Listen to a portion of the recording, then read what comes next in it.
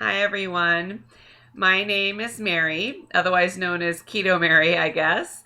Welcome to the first episode of Keto Coach, which will be a series of videos about living a ketogenic lifestyle. Um, my goal is to keep them fairly short and sweet, so it's not to bore you to death. Since this is episode 1, I thought I would just start with sharing my story, the abbreviated version. Basically, in a nutshell, my dysfunctional relationship with food and my addiction to sugar started when I was a kid in the 70s. I remember visiting my grandparents every year, a couple times a year, and they would have their fridge and freezer stocked with Dr. Peppers and ice cream sandwiches. And it was like a never ending supply. They never ran out. So I remember that as, being like one of the highlights of my childhood. Um, I first became overweight around age 12 after a move across the country. We moved from Chicago to San Jose, California. And when we moved, I had a really hard time making new friends. And so food became like my full-time friend.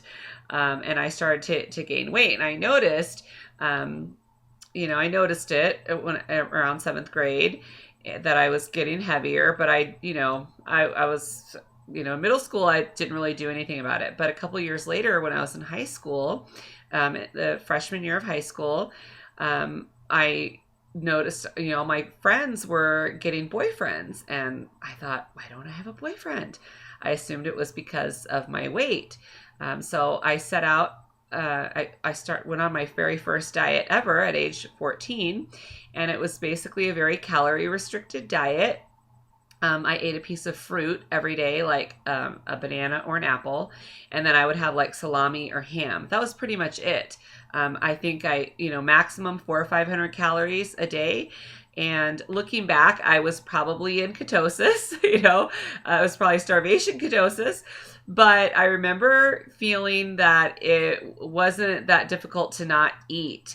So that's probably what was going on. Anyway, and so in about 45 days or so, maybe a little more, I lost about 40 pounds. And then I got a boyfriend. It worked. So throughout the rest of high school, or let me back up. I actually, I remember vividly going off the diet, what happened. When the diet ended, I decided I was going to have a serving of pretzels like that. And so I looked in the back of the package, saw the serving size was 1 ounce, and I counted them out, and I fully intended to eat just the one serving of pretzels. So what happened was I ended up eating the whole bag. And, that was the end of that diet. And I didn't gain all of the weight back. I ended up, the rest of high school, I was up and down with my weight. All through my 20s and 30s, I struggled with my weight. After I had my second child in 96 and then my dad died in 97, I gradually started to gain weight. And so from 97 on, pretty much I struggled with obesity. And I would go on diets and lose a little bit, but then gain it back. I could never, reach my goal weight. And I, couldn't stick to anything. And I tried Weight Watchers and Phentermine and Slim Fast and, all kinds of things. I tried it and nothing ever worked for me. I had my third child. I was obese when I got pregnant with him. And I was still obese when, I gave birth to him. I had gestational diabetes with him, and they had told me that within 5 years, I would probably get type 2 diabetes if I didn't do anything about it.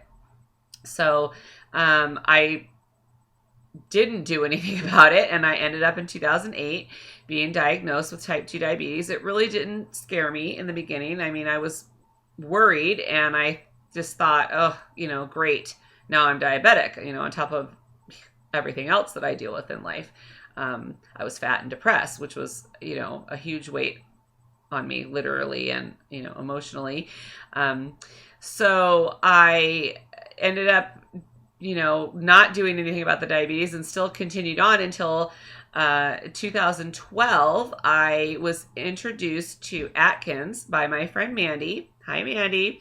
And she swore, it worked. So I thought, okay, I'm going to try Atkins. But at that time, I wasn't totally sold on never having carbs again. I, wanted to lose the weight.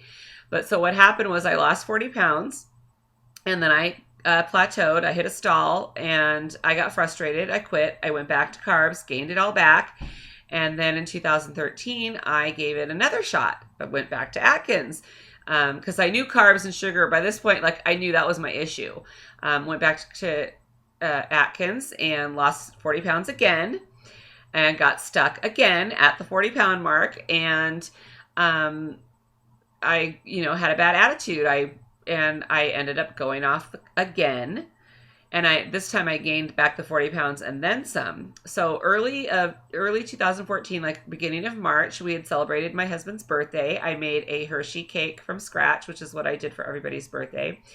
And that night after everybody went to bed, I got into the cake and ice cream and I basically finished it off because that's what I did. That was normal for me. I, could eat a whole cake in a day or two. I could go through a half gallon of ice cream, in a 24-hour period. It was no big thing. That was what I did.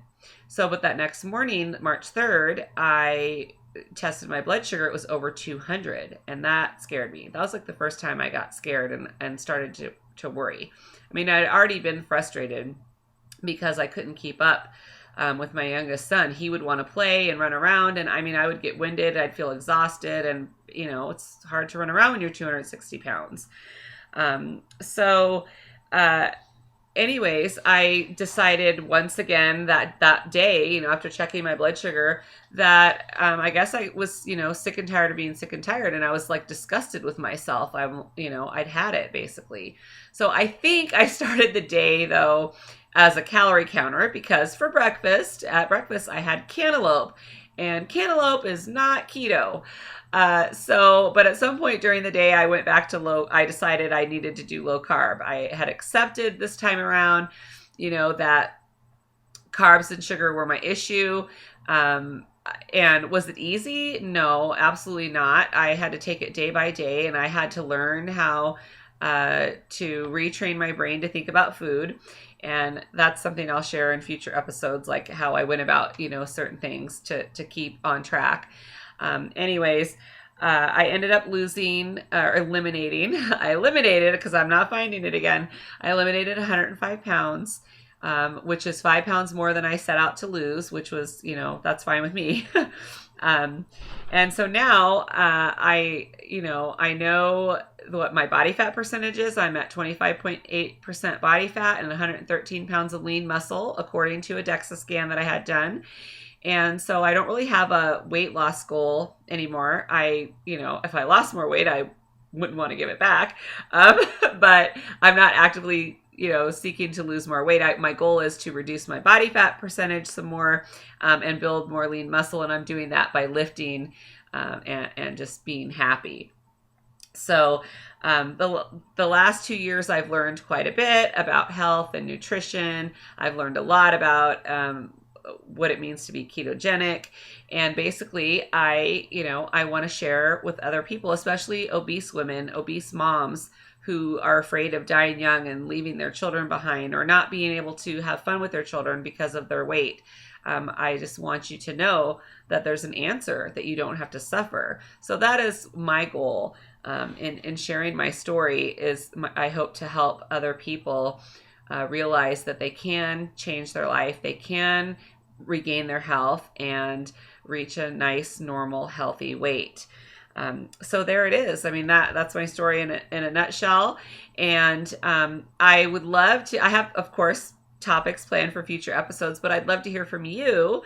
Do you have questions? What things would you like to hear about in regards to living the ketogenic lifestyle?